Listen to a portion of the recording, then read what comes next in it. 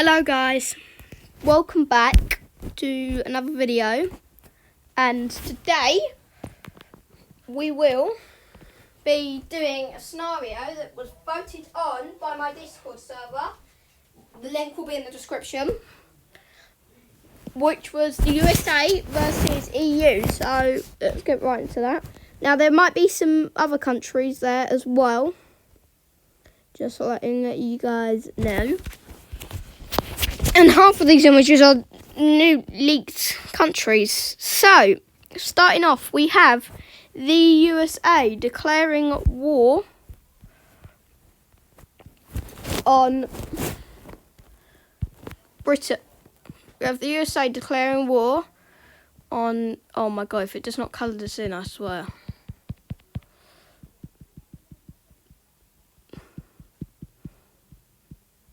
This world map is terrible. Hold on, we have to restart.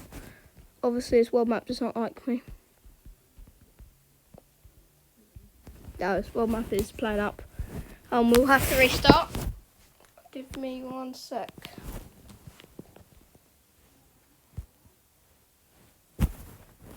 Can't use that picture. I've got to note that. Okay. If I use this one.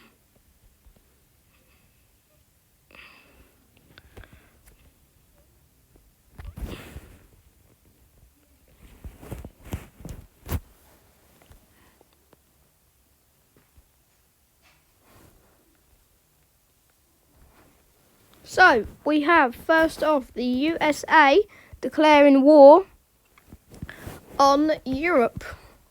They declare war on the UK, France, Germany, Portugal and Spain. Their closest allies, such as Canada and Japan, also declare war on the EU. Russia and its allies take its advantage and join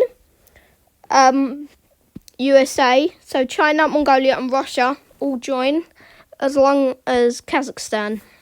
India, even though being a part of the USA's allies, joins Europe, and so does Australia and New Zealand.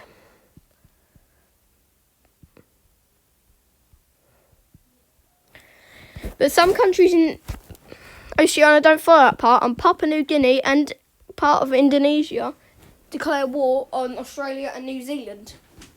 Australia and New Zealand send out their navy to go after to invade Papua New Guinea. Shortly after, the UK, the EU has a meeting and decides to inform Italy and Eastern Europe the crisis that's going on. Parts of Eastern Europe start to join the coalition and decide they need to all work together. Russia, with its newest ally Belarus, prepares to invade Ukraine. Ukraine joins the blue side, and Moldova, with Romania, Bulgaria, Serbia, North Macedonia, Albania and Greece all join the blue side. So this is what the war scenario's turned to at the moment. It's gone pretty quick. They haven't got a lot of allies. The blue side has got a lot more allies, but they're not as strong. So we have the red side starting to push into Ukraine through their borders. They push down there pretty quick before they meet a massive pack of Ukrainian defenders and Romanian defenders from part of Ukraine and Crimea, which then slows them down in their way. Russia, who thinks they can open up a second front, opens up a second front in eastern Ukraine. They quickly push back, and Ukraine did not expect this. They did not have the biggest defences in the Russian borders. Ukraine has to quickly rush over troops as Bulgarian troops are crossing the borders of Romania and Ukraine. They meet the Russian forces head on. The blue side, however, Polish forces start to push into Belarus. They take a little bit out before they're stopped by the Belarus army, who had strong defences at their side. So these are the front lines at the moment. It's mostly Eastern Europe front lines. But the Allies make a meeting and say that they must land in Canada to at least take out the US. More of their closer allies in the EU who joined the war include Norway, Denmark, Sweden, Finland, Estonia, Latvia, Lithuania, and Kaliningrad gains independence. The Benelux region also joins to gain some more land. Switzerland still remains neutral as it does today. Now, this is the war scenarios. There's not a lot going on in the Middle East or Africa at the moment. There's a lot going on in Europe as their front lines being pushed back. And let's get back into it. So, the blue side continues to push into Belarus using with the Lithuanian and Latvian troops. They make another front line, starting to push into Belarus. They do extremely well and make a spearhead and meet their other forces head on. The Belarus armies are overwhelmed and Russia is forced to send its troops over. They nearly wipe out the entire of Belarus defences and have the Belarus army running. They push them back and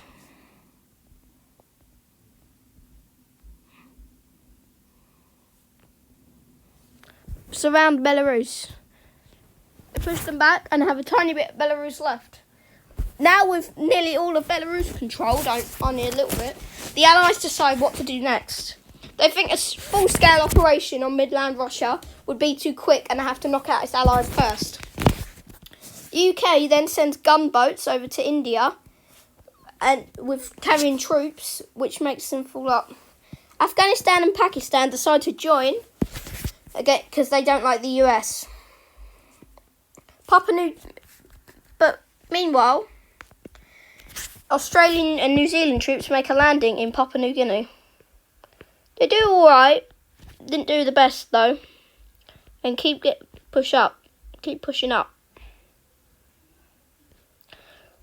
The Papua New Guinea armies aren't the strongest, which makes the entire country fall. Now there are a lot of occupied nations in this area at the moment. I'm just going to recolour that border because that's going to bug me. Now, the blue side actually occupies some nations. The red side don't occupy any nations.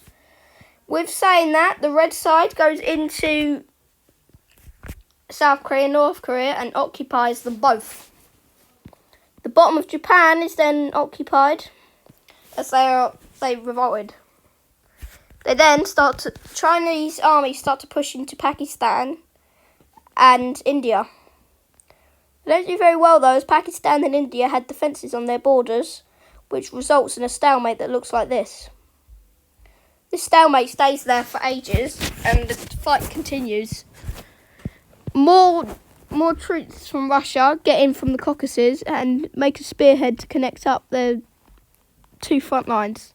The two front lines are connected up, and they start to push back down. They make little progress before they're stopped in their line by more Romanian and Bulgarian troops. They keep pushing until they're stopped right there. Now it's time for some of the Middle East to get involved. All of the Middle East, who used to be allies to Russia, join, and so does Turkey.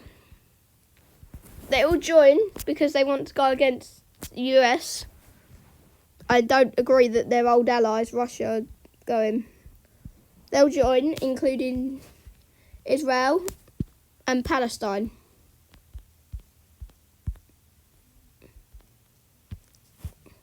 And Lebanon joins. So there are a lot more blue nations at the moment. Some occupied nations are there. But the Middle East decides to incorporate some more deals. They ask Iran and most of Western Asia, which which decline and join the red side. They're now in big trouble as the Middle East are kind of surrounded. But as they say that, Saudi Arabia has charms for Iran. I'm not sure if that's the right word, but they show sympathy to Iran, which then makes the Allies occupy Saudi Arabia, Yemen and Oman. Also, the United Arab Emirates is occupied, and so is Kuwait and this little country down here. So, the Blues occupy lots of countries at the moment. The Reds don't really occupy. They only occupy part of the red side, part of Ukraine. But as they think they are winning, the blue side gets terrible news. The US and Canadian troops have landed in Spain. They make their way down through the Spanish borders, like so, and start pushing into Portugal. The USA do quite well. So French, Portuguese and Spanish troops surround the armies and start to push them back out of the country. The armies are surrounded and make a stalemate that looks like this. This is what's going on at the moment. The stalemate stays like this for 11 months until it is finally broken shortly after. But we'll get to that soon because we're not past that area. Now, the Allies decide what they should do next. They can't really invade anywhere else because they can't get any front lines anywhere. They decide to gather all their troops, which is 7 million men, or 18 million men, as they get more help from the eastern countries. They decide to make a landing in Canada. They land in Newfoundland and start pushing up severely. They take a massive chunk of land out here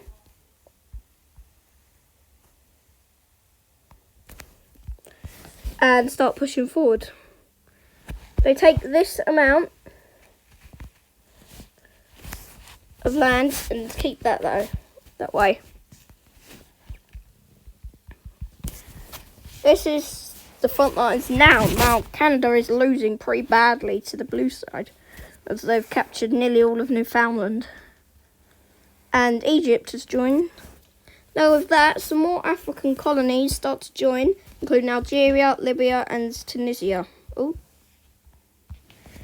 So, these are the front lines still. They're not looking too hot. It's not looking too hot for the red side at the moment.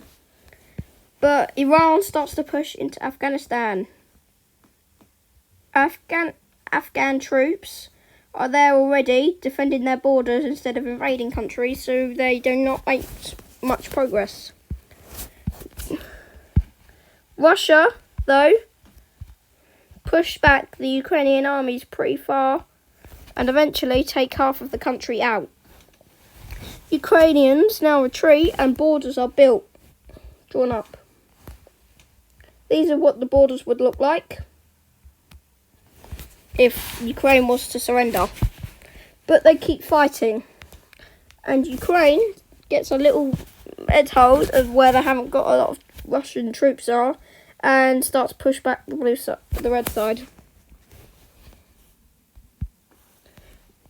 They actually do pretty well in pushing them back and knock them far back in the eastern parts.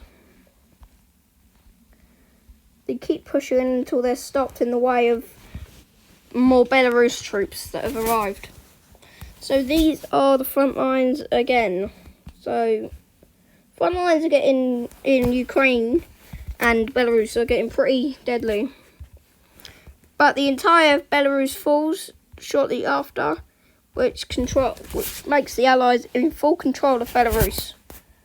The Allies then push the American offensive out of the country of Spain. Now the Allies have to decide what to do next. They plan a full-scale invasion of Russia and try and get some more countries on their side. They first want to try and conquer half Papua New Guinea. The UK sends more troops over to Australian fronts and eventually takes out the entire of Papua New Guinea. Now Papua New Guinea is in control, the Philippines is then shows sympathy towards US and is one of its closest allies, which then is occupied by the blue side. Indonesia joins and is occupied by the blue side. Now the blue side occupies a lot of countries and decides to move up. All of Vietnam and stuff joins the war against the blue side, against the red side. Malaysia also joins. Now these are the fronts we have now. But as they think are doing well, China launches a huge scale offensive against Myanmar and then eventually ends up taking a pretty massive chunk of their land. They make another scale invasion against Vietnam and manage to take South Vietnam or Northern Vietnam. They then decide what to do next. And their next hope is to eventually push through all of southern China. Or southern Asia, sorry. So, front lines are looking pretty mad at the moment. It might have ended in a stalemate. I'm not going to make it end it in a stalemate, though. The Allies then organise a landing in Japan and take these two islands. They then push up and make a front line like this in Japan. They then land in South Korea and end up occupying the entire country. North Korea protests and turns to the blue side. South Korea then says that they did not turn on the blue side, they were occupied and joined the blue team. This is now the map. It's getting a bit bad for the red side because they're now getting pushed back. But Russia, as they thought they were doing well, the largest scale operation in history, bigger than the World War II Russian operation, begins. The Allies make a fast and deadly front line in Russia. The Allies keep pushing and manage to capture a large amount of territory each time. They keep pushing through and decide to start a spearhead to Moscow. Well, the Moscow spearhead doesn't do too well though, as the country is very well defended. The Moscow spearhead is pushed back. But they don't let that stop them. They head up for the Finn area, and Russia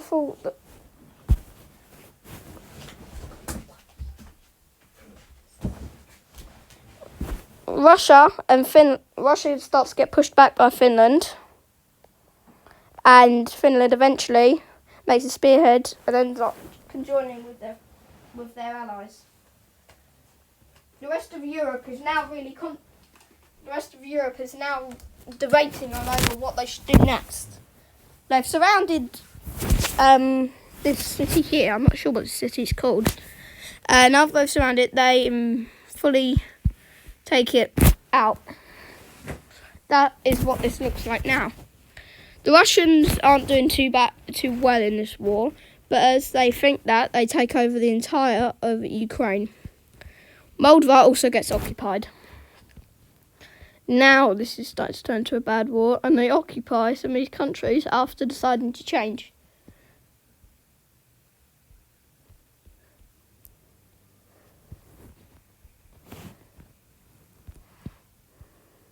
So guys, that is part 1 of this video. I hope you guys enjoyed, and I'll see you in the next video. Peace.